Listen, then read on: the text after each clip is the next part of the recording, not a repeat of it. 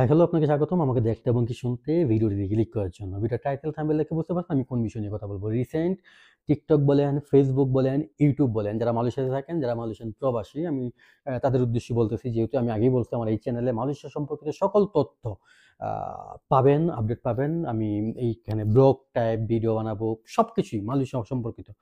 তো রিসেন্ট টিকটকে ঢুকলে, যদিও টিকটক একটা বিজনেসের কারখানা হয়ে গেছে, এখানে আপনি বিনোদনের চাইতে অ্যাড বেশি পাবেন। কেউ মোবাইল বিক্রি করতেছে, কেউ 50 টাকায় ল্যাপটপ বিক্রি করে ফেলতেছে। আসলে কি যে চলতেছে, বাংলাদেশে আমরা যে বাংলাদেশিরা যেখানে যাই, যাক এই বিষয়গুলো নিয়ে কথা না বলি। ওকে, অনেকেই বলতেছেন যে নতুন করে সুযোগ দিছে, কলিং দিছে, এই ব্যাপারটা নিয়ে সবাই আ গুলায় ফেলতেছেন। বিষয়টা এরকম না। বিষয়টা এরকম যে আ মালয়েশিয়াতে আপনি অ্যা থাকেন, আপনার আত্মীয়স্বজন কেউ নিয়ে আসবেন বা আ আ আ আপনার ভাই নিয়ে আসবেন। সেই অর্থে এই নিউজগুলো হয়তোবা আপনার সামনে আসবে। আপনি এটাকে প্রাধান্য দিয়ে আপনি একটা দালাল চক্রের মাধ্যমে ধরা খাইলেন। আসলে এরকম কোনো কিছু না। গেলবার ১৮,০০০ কর্মী মালয়েশিয়াতে আসার কথা ছিল। তারা যেকোনোভাবেই হোক আসতে পারেনি। এটা নিয়ে কোনো একটা বৈঠকে ডক্টর ইউনূসের সাথে আ মা মা মালয়েশিয়া দূতাবাসে মালয়েশিয়ার কোনো একজন অ্যাম্বাসিডর নাকি যাই হোক তার সাথে কথা হইছে।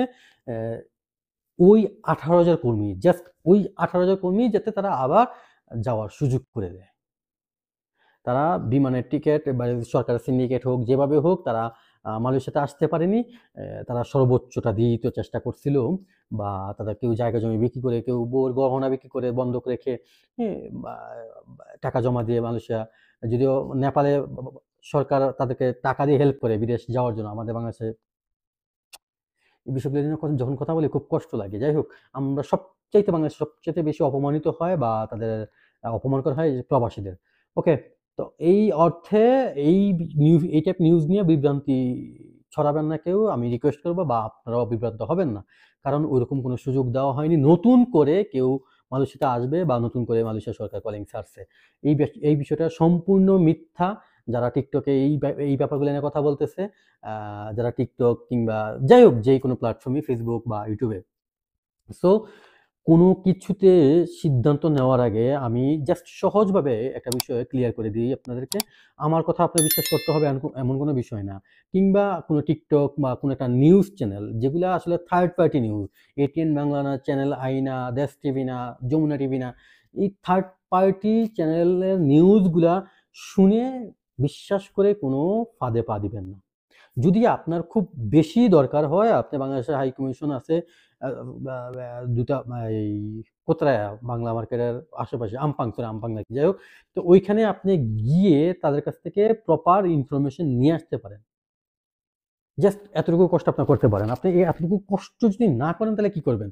তাইলে হবে কি, আপনি একটা ভুল কাজে হাত বাড়াবেন বা পা দিবেন, ভুল জায়গায়, এখানে আপনার ক্ষতিটাই হবে। তো আমি এতটুকু রিকোয়েস্ট করব, আ আ গণমাধ্যম যেটা সংবাদ, যে ওই যে বললাম চ্যানেল আই বা আ স্পেসিফিক কিছু নিউজ চ্যানেল ছাড়া আপনি যেকোনো নিউজ চ্যানেলের আপডেটগুলা বিশ্বাস করবেন না। আর আপনি একান্ত প্রয়োজনে অবশ্যই বাংলাদেশের হাই কমিশনে যাবেন, মালয়েশিয়ায় যেটা আছে, সেখানে যেয়ে আপনি প্রপারলি তথ্য নিবেন। তারপর আপনি কোনো একটা মাধ্যম যাকে আপনার ধরতে পারবেন, যার কাছে আপনার আ যাকে আপনি চেনেন, জানেন, এরকম কারো কাছে আপনি টাকা জমা দিবেন।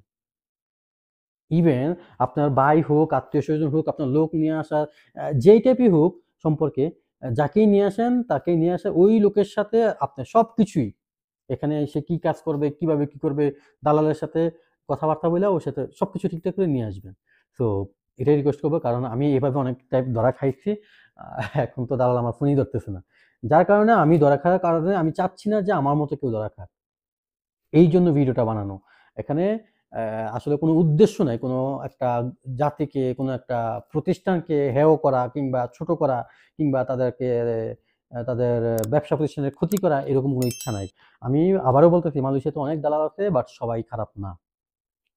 সবাই, অনেক এজেন্ট আছে যারা ভিসা লাগায়, যারা লোক নিয়ে আসে, অনেক আছে অনেক। তো আ এই ব্যাপারগুলা নিয়া কেউ ভুল বুঝবেন না। আমার ভিডিও যখন দেখা শুরু করবেন, আমি রিকোয়েস্ট করব শেষ পর্যন্ত দেখবেন। তাহলে বুঝতে পারবেন আমি আসলে শেষ অব্দি পর্যন্ত কি বলছি।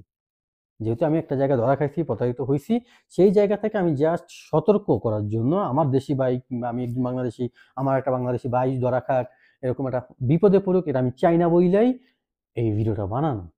সো ভিডিওটা আর বেশি বড় করব না। সবাই ভালো থাকবেন, সুস্থ থাকবেন। ভিডিও সম্পর্কিত যেই কোনো মতামত অবশ্যই কমেন্ট বক্সে কমেন্ট করবেন। আর একটা রিকোয়েস্ট, আপনি যদি আমার চ্যানেলে নতুন হয়ে থাকেন কিংবা আপনি মালয়েশিয়াতে আছেন, মালয়েশিয়াতে আসবেন, তাদের কাছে রিকোয়েস্ট আমার এই চ্যানেলটা সাবস্ক্রাইব করবেন। টাটা।